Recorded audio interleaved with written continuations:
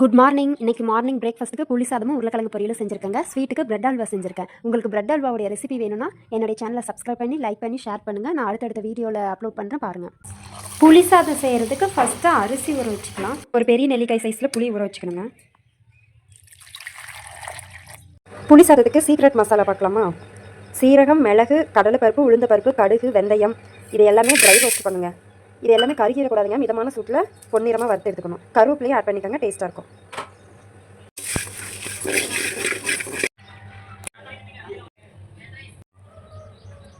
புளிக்குழம்பு ரெடி பண்ணால் ஃபஸ்ட்டு ஒரு பேனில் எண்ணெய் ஊற்றிக்கோங்க. உங்களுக்கு வேணும்னா கடலை எண்ணெயோடு சேர்த்து நல்லெண்ணெய் ஆட் பண்ணிக்கலாங்க, டேஸ்ட் நல்லாயிருக்கும். எண்ணெய் கொஞ்சம் கடுகு, உளுத்தம் பருப்பு, கடலைப்பருப்பு போட்டுக்கோங்க. வரமிளகாய், கருவேப்பிலை, பூண்டு எல்லாமே போட்டு பொன்னிறமாக வறுத்துக்கோங்க. பொன்னிறமாக வெந்துச்சுங்க. இப்போ நம்ம ஊற வச்சிருந்த புளி தண்ணியை நல்லா காய்ச்சி போட்டுக்கோங்க.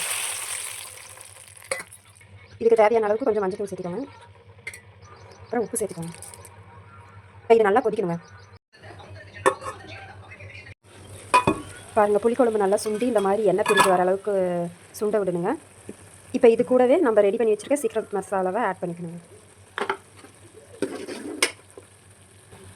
இங்கே பாருங்கள், இந்த புளி தண்ணி நல்லாவே இந்த மாதிரி நல்லா திரியாக சுண்டுற அளவுக்கு வணக்கிட்டு ஸ்டவ் ஆஃப் பண்ணிக்கணும்.